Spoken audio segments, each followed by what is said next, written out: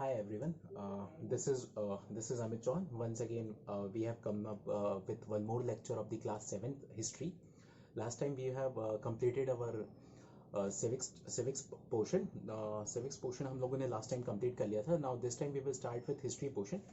तो history का जो हमारा सबसे पहला topic है, क्योंकि हम लोगों को मालूम है लास्ट टाइम हम लोगों ने जब क्लास 6 में थे तब हम लोग हिस्ट्री को एंशियंट हिस्ट्री में पढ़ा करते थे. अब इस बार हम लोग क्लास 7th में, तो हम लोग एंशियंट हिस्ट्री को आगे बढ़ के अब मिडिवल हिस्ट्री में पढ़ेंगे. तो this will be the lecture one of tracing the changes through 1000 years. ये हमारा क्लास 7 का लेक्चर 1 रहेगा. इस चैप्टर को दूसरी बुक्स में हो सकता है किसी और नाम से दिया हो सकता है आपके पास मिडिवल हिस्ट्री के नाम से हो, अगर आपके स्कूल में ये बुक नाम चल रही हो, या फिर लर्निंग हिस्ट्री या व्हाट व्हेन वेयर हाउ, इस तरीके से ये नेमिंग्स दे रखी होगी. So once again we did not need to worry. हमें सारे के सारे चैप्टर्स जो है चैप्टर्स में जो इन्फॉर्मेशन है वो बिल्कुल वही की वही मिलेगी.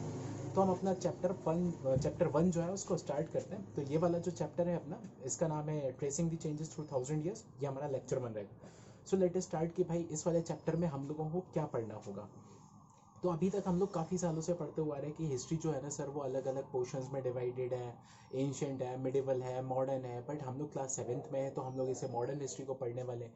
तो इस मॉडर्न हिस्ट्री को तो हम लोग क्लास 8 में पढ़ेंगे. अभी इस साल हम जो है वो मिडिवल हिस्ट्री पढ़ेंगे. तो मिडिवल हिस्ट्री का सबसे पहला पोर्शन, सबसे पहला जो चैप्टर है वो इसी चैप्टर से स्टार्ट होता है. ज़रा अपन देखते हैं इस वाले चैप्टर में क्या है. So here we goes. तो सबसे पहला जो चैप्टर है हमारा, सबसे पहला जो टॉपिक है इस वाले चैप्टर में, उस वो एक स्टोरी के साथ स्टार्ट होता है. क्या है वो जरा समझते हैं कि सर हमारी कंट्री इंडिया में उस समय, पहले इंडिया तो बहुत बड़ा एरिया हुआ करता था. पहले तो इंडिया नाम का कोई चीज़ ही नहीं था. नो वन नोज कि भाई कंट्री इंडिया में अलग अलग छोटी छोटी सी एरियाज डेवलप रहा करती थी. एरियाज राजा किंगडम्स हुआ करते थे. तो भाई इस समय की बात है करीब, वैसे फिर से समझ लेते हैं सर ये मिडिवल हिस्ट्री जो आप पढ़ा रहे हो सर वो कौन से टाइम ड्यूरेशन की है. तो हमने बताया मिडिवल हिस्ट्री जो है ना सर वो है हमारी 7 से लेके 17 सेंचुरी की. 7 से लेके 17 सेंचुरी की. तो इस समय क्या बात है, 12th सेंचुरी की बात है. 12th सेंचुरी का टाइम है.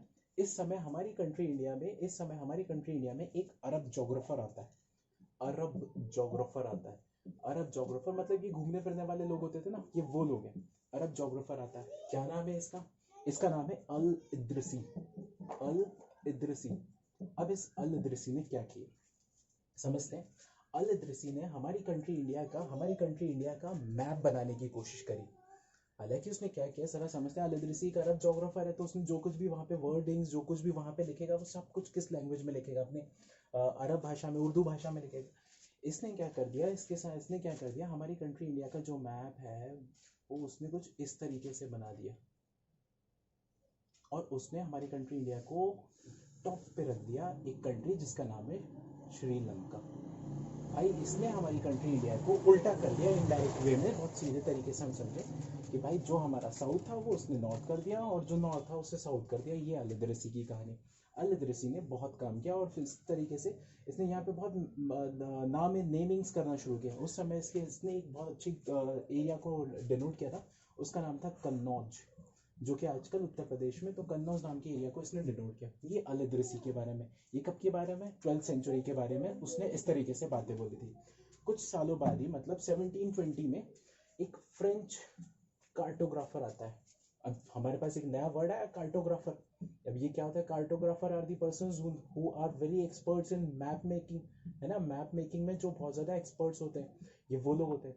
तो 1720 में एक कार्टोग्राफर आता है हमारी कंट्री इंडिया में. उसने भाई इस मैप को बिल्कुल सही कर दिया. कुछ नहीं किया, बस उल्टा ही करना था. बट दिमाग तो इसी ने लगाया था, अल इद्रिसी ने. पहले सीधा लगाया या उल्टा लगा, बट दिमाग लगा लिया था इस बंदे ने. अब इस फ्रेंच कार्टोग्राफर ने इस मैप को उठा के उल्टा कर दिया और उसके बाद से पूरा का पूरा अब जो हम चलते आ रहे हैं, जिस मैप को हम लेते हैं इस तरीके से इसने इधर एक नाम दिया गोल्फ डी बेंगाले. ये फ्रेंच वाली भाषा है गोल्फ डी बेंगाले. यहाँ पे इंडियन ओशन नाम जो है, फिर यहाँ पे श्रीलंका इसने नाम दे रखा था. ऐसे करके उसने नाम दे. बस इसने एक काम कर दिया इस बार, कन्नौज जो था ना उसको इस तरीके से लिख दिया QANNAUJ, ये नाम दे दिया. इसमें हमें कुछ ज़्यादा सोच समझ नहीं करनी. हाँ भाई इसने ऐसा है, फ्रेंच कार्टोग्राफर ने ऐसा किया, ये 12th सेंचुरी में ऐसा हुआ. ठीक है. इन चीज़ का फ़ायदा क्या हुआ, इस चीज़ का फ़ायदा ये हो रहा था कि जितने भी लोग यूरोपियन मर्चेंट्स आ रहे थे, यूरोपियंस आ रहे थे, यूरोपियन मर्चेंट्स, सेलर्स, वोएजर्स, इन सबको ये मैप बहुत ज़्यादा यूजफुल होता था, उनको यूटिलाइजेशन में बहुत ज़्यादा उनको मदद करता था। ठीक है, अभी ये समझे हम। अब ज़रा और आगे बढ़ते हैं, हिस्ट्री के बारे में और ज़्यादा हिस्ट्री के बारे में समझते हैं कि यार ये जो हिस्ट्री है, ये जो मिडिवल हिस्ट्री है, इसे इसे इसे इसे हम लोगों ने और भी ज़्यादा पार्ट्स में डिवाइड किया है या नहीं किया है। तो ये मिडिवल हिस्ट्री जो है 7 से लेकर 17 सेंचुरी की है, इसे लेटर और अर्ली मिडिवल पीरियड में डिवाइड कर रखा हुआ है। लेटर और अर्ली मिडिवल पीरियड में डिवाइड कर रखा है। ये लेटर क्या है, 7 से लेकर 12 सेंचुरी की जो बात होती है उसे वो लोग कहते हैं लेटर, और अर्ली इसके बाद 12 से लेकर 17, ये लेटर और मिडिवल पीरियड की हिस्ट्रीज का थोड़ा कैटेगराइजेशन है। तो भाई इस तरीके से क्या किया है हमने, इस चीज़ को क्या कर दिया हमने, इस चीज़ को किया है कैटेगराइजेशन।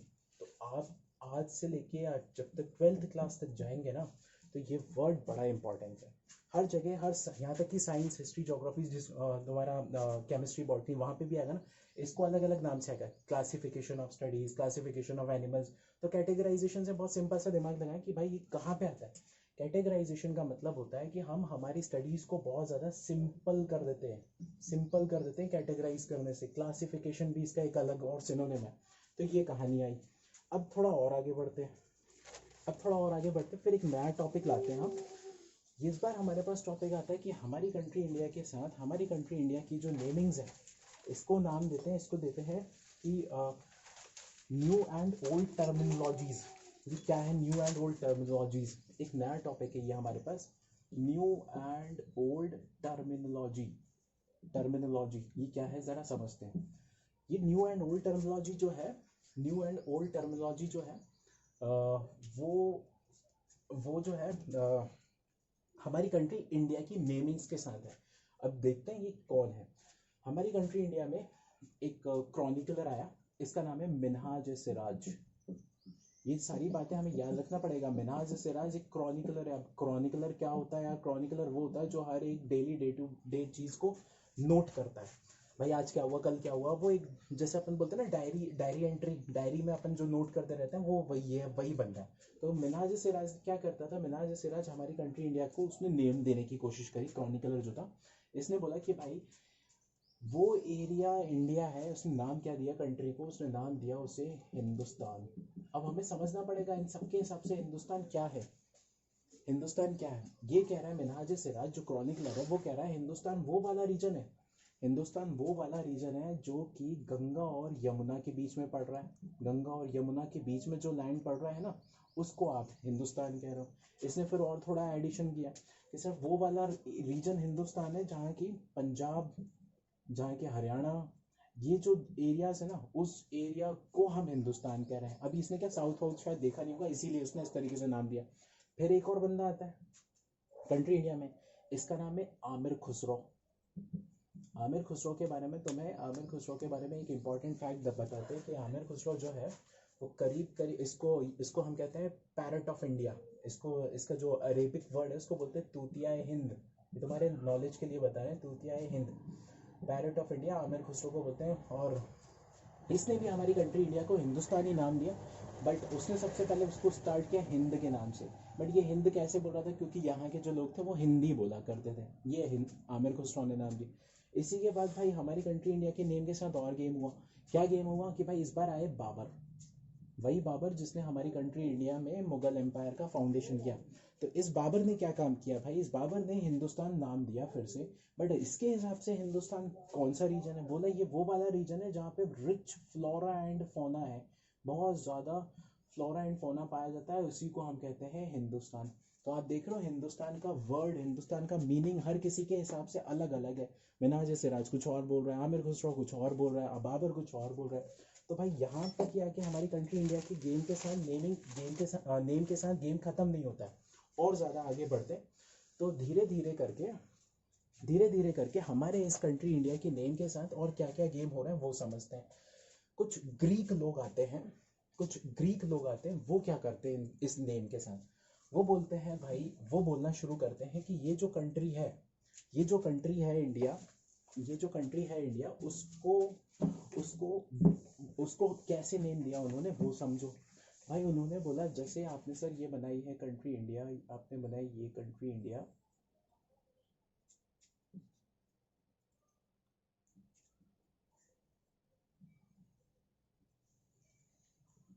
यहाँ से हमें मालूम था एक रिवर बहा करती थी, इस रिवर का नाम था रिवर इंडस।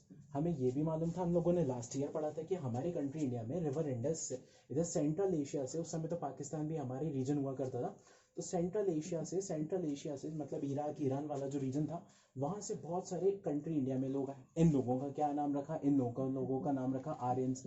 तो आर्यंस ने इस इंडस नदी के आसपास आके रहना शुरू कर दिया, है ना, इंडस नदी के आसपास आके रहना शुरू कर दिया। तो इन्होंने देखा कि इंडस नदी के साथ साथ और भी नदीज बहती है यहाँ पे, जैसे कौन कौन सी थी, झेलम, रावी, चेनाब, इस तरीके से बहुत सारी नदियाँ बहा कर दी। तो इन लोगों ने क्या किया, इस एरिया को नाम देना शुरू कर दिया, इस एरिया को नाम देना शुरू कर दिया सिंधु, क्योंकि इन्होंने इंडस नदी को बोल नहीं पाए, ये ग्रीक लोग भी थे कुछ लोग, तो उन्होंने नाम दे दिया सिंधु। अब सिंधु में कुछ और, ये जब ये लोग आए आर्यंस, और फिर उसके बाद ये फॉरेनर्स मतलब इराक वाले लोग आए, उन्होंने उसको फिर नाम चेंज कर दिया इंदू। फिर उसमें और लोग आए, फिर उन्होंने ये एस और आई बोलना नहीं आ रहा था, तो उसने उसको नाम देना शुरू कर दिया हिंदोज। ऐसे नेम्स के साथ बड़े बड़े गेम होते रहे इंडिया के, सिंधु, इंदू, हिंदोज। अब ये जो लोग थे, ये जो आर्यंस जो लोग थे हमारी कंट्री इंडिया में, आर्यंस जो लोग थे हमारी कंट्री इंडिया में, ये लोग आके रहना शुरू कर रहे हैं। तो अब क्या किया इन्होंने, इनमें से एक राजा बन गया, इनमें से इन आर्यंस में से एक बंदा जो था वो राजा बन गया, उस राजा का नाम था भारत, BHART, भारत। अब वही जो भारत बंदा जो था, ये जो भारत जो था, ये यहाँ लिखते हैं अपन, भारत नाम का ये जो राजा था, ये एक इसके नेम पे उस एरिया का डिफाइन करना शुरू कर दिया कि ये वो वाला रीजन है जहाँ पे भारत नाम का जो किंगडम है उसे वो लोग रहते हैं यहाँ पे। तो ये भी फिर से एक और इंटरेस्टिंग फैक्ट जुड़ना शुरू होता है। फिर उसके बाद तुम लोगों ने बहुत सारे नेम सुने होंगे कंट्री इंडिया के, कि यार ये वो है जहाँ पे ना हमेशा सोने की चिड़िया थी। भाई सोने की चिड़िया का नाम तो एकदम हाइपोथेटिकल है, बट कहीं मिला नहीं है। मैं तुम्हारे ज्ञान में और इजाफा मारते कि भाई इसके अलावा कंट्री इंडिया के नेम और क्या क्या है।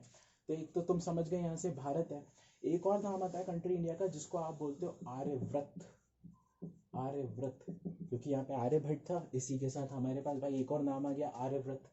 एक और नाम आया, एक और नेम जुड़ता है इंडिया का, जो कि ये तो है ही भारत, भारत। एक और कंट्री इंडिया का नाम आता है जिसको आपने बोला इंडिया, इंडिया तो तुम समझ ही रहे होगे जिसे किसने नाम दिया होगा भाई, इसे नाम दिया हमारे ब्रिटिशर्स ने। फिर एक और नाम आके जुड़ता है हमारा, जिसे आप कहते हो आयुर्वेद, भारत, इंडिया और एज यूजुअल हिंदुस्तान। हिंदुस्तान की कहानी मैंने तुम लोग को बताई थी कि कितने लोगों ने दिए। तो भैया ये है हमारे इंडिया के नेम के साथ बड़े ही गेम। इस तरीके से कंट्री इंडिया को अलग अलग नेम्स मिलते हैं, और फाइनली आज हमारी कंट्री इंडिया इन चार चार नामों से जानी जाती है पूरे वर्ल्ड में। अब थोड़ा और आगे बढ़ते एक और नया टॉपिक पढ़ते हैं। इस टॉपिक का नाम है रीजन एंड एम्पायर। इस टॉपिक का नाम है रीजन एंड एम्पायर। टॉपिक है हमारे पास रीजन एंड एम्पायर। जरा समझते हैं यार इस रीजन एंड एम्पायर में क्या कहानी, क्योंकि अभी तो हिस्ट्री जस्ट स्टार्ट ही हो रही है। अभी तो हिस्ट्री जो है ना वो बस स्टार्ट ही हो रही है रीजन एंड एम्पायर में। अभी तो सिर्फ हिस्ट्री हम स्टार्ट ही कर रहे हैं। तो बट इससे पहले हम देख रहे हैं कि इस मिडिवल हिस्ट्री में कौन कौन से चीज़ों के कारण ये रीजनलिज्म आना शुरू होता है। कुछ कुछ लोग अपने पूरी कंट्री इंडिया पे कैप्चर करना शुरू करेंगे, अब वो समझ रहे हैं। तो भैया इस समय इस मिडिवल हिस्ट्री में सबसे ज़्यादा बात होती है सेंट्रलाइजेशन ऑफ पावर की। तो point number 1, region and empire में हमें सबसे पहला बात आएगा centralisation, centralisation, centralisation of power. मतलब किसी एक बंदे के पास पूरा का पूरा पावर उसके हाथ में रहेगा। ऑब्वियस सी बात है, इस मिडिवल हिस्ट्री में ज़्यादातर हमारी कंट्री इंडिया में इस्लामिक रूल आता है। हमारी कंट्री इंडिया में बहुत ज़्यादा मुस्लिम डायनेस्टीज आना शुरू होती हैं। तो जैसे कि भाई स्टार्ट करेंगे स्लेव डायनेस्टी के साथ, अलाउद्दीन खिलजी, मोहम्मद खिलजी, फिर उसके बाद मोहम्मद बिन तुगलक, फिर उसके बाद बाबर, अकबर, इन सब के हाथ में पावर आएगा। तो हम इसे कहते हैं सेंट्रलाइजेशन पावर, किसी एक अथॉरिटी के पास पावर पहुंच जाएगा। तो हमारे पूरे इंडिया में अब मुगल्स के बारे में क्यों जाके, फिर उसके बाद अगर हमारी कंट्री इंडिया में राजपूत भी आएंगे, मराठास भी आएंगे, तो उन सबके पास पावर आएगा। तो हम इसी को बोलते हैं सेंट्रलाइजेशन ऑफ पावर होना शुरू हो जाता है 13 सेंचुरी में। और आगे जब हम बढ़ेंगे 13 सेंचुरी में, 13 सेंचुरी तक 13th सेंचुरी में इस रीजन एंड एम्पायर वाले पॉइंट में एक और पॉइंट होगा कि कुछ किंगडम्स जो हैं वो वीक हो जाएंगे in 13th century. Kingdoms will get weak, kingdoms will weaken. अब वो क्यों कमजोर हो जाएंगे उसके पीछे कहानी ऐसी है क्योंकि ये आपस में ही लड़ना शुरू हो जाएंगे। लड़ेंगे क्यों? Just for the sake of अपने एम्पायर को और भी ज़्यादा बड़ा करने की कोशिश करेंगे, इसकी टेरिटरी पे हमला करेंगे, उसकी टेरिटरी पे हमला करेंगे। तो इस तरीके से वो उनका खुद के किंगडम्स वीक होते जाएंगे। अगर बड़ा किंगडम है तो वो छोटे छोटे टूटना शुरू हो जाएंगे। तो ये वाली कहानी। और आगे बढ़ते हैं भाई। इस रीजन एंड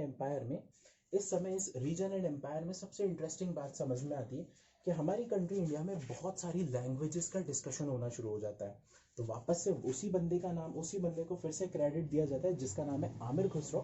आमिर खुसरो ने बोला कि इस समय भाई इस 13th सेंचुरी में आमिर खुसरो बोल रहा है कि इस 13th सेंचुरी में सर आपकी कंट्री इंडिया इतनी ज़्यादा टूट चुकी थी कि भाई बहुत ज़्यादा लैंग्वेजेस का डिस्क्रिप्शन मिलता है। सोचो इस 13th सेंचुरी में आमिर खुसरो खुद बोल रहा है कि हमें कौन कौन सी लैंग्वेजेस मिल रही हैं।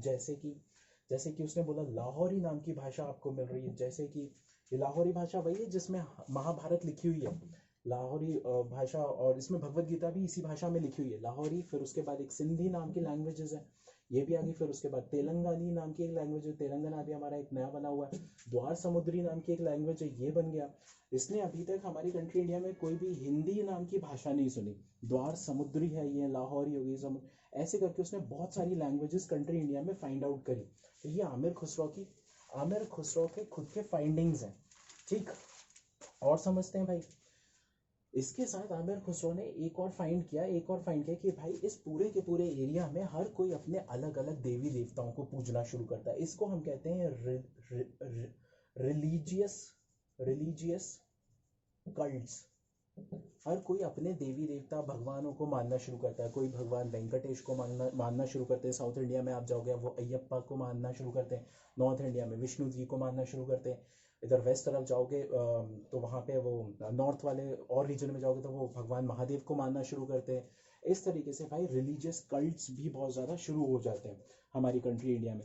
और क्या शुरू होता है भाई हमारी कंट्री इंडिया में जब लोग आपस में इंटरैक्शंस कर रहे हैं, एक दूसरे से मिल रहे हैं, जुड़ रहे हैं, बाहर से भी लोग आ रहे हैं, इंटरैक्शंस हो रहे हैं, तो हर किसी के बीच में क्या हो रहा है, इंटरडिपेंडेंस आना शुरू हो रहा है। There was a considerable interactions and interdependence. The point to be added कि there were considerable interactions and interdependence between regions. मतलब रीजन्स क्या कर रहे हैं आपस में, एक दूसरे के साथ ट्रेड कर रहे हैं। तो ये क्या कर रहे हैं, इंटरैक्शन कर रहे हैं। भाई तुम्हारे पास ज़्यादा वीट है, हमारे पास ज़्यादा राइस है, तो अपन दोनों एक दूसरे के साथ एक्सचेंज कर रहे हैं। तो ये इंटरडिपेंडेंस भी बनने की कोशिश कैसे करेंगे, क्योंकि वो लोग उनसे जाएंगे, कुछ आर्ट सीखेंगे और उनके साथ ट्रेड करेंगे, ये वाली बात। और लास्ट पॉइंट आता है आमिर खुसरो की ही इस पॉइंट्स में कि each reason promoted its own art and culture. Art and culture promote करना शुरू करते हैं हर एक रीजन। तो ये है भाई रीजन एंड एम्पायर उस समय हमारी कंट्री इंडिया में मिडिवल हिस्ट्री में tracing the changes through 1000 years में इस तरीके से डेवलपमेंट्स होना शुरू होते हैं। कहाँ पे डेवलपमेंट्स हो रहे हैं, ये पूरे के पूरे कंट्री इंडिया में डेवलपमेंट शुरू हो रहे हैं। तो इस चीज़ को हम बोलते हैं पैन रीजनल एम्पायर। इस पूरे के पूरी चीज़ को हम बोलते हैं पैन रीजनल एम्पायर। समझ लो, पैन रीजनल एम्पायर बोलना शुरू करते हैं हम लोग अब से। अब क्या हुआ भाई, थोड़ा और अपन लॉजिक लगाते हैं। इतना कुछ हो रहा है, इतने लोग आ रहे हैं जा रहे हैं कंट्री इंडिया में, अरब आ रहा है, यूरोपियंस आ रहे हैं, ग्रीक्स आ रहे हैं, तो ये लोग अपने साथ ज़रूर कुछ ना कुछ चीज़ें लेके आएंगे। जैसे कोई मैगी लेके आ जाएगा, कोई रसना लेके आ जाएगा, ऐसी बातें तो हैं।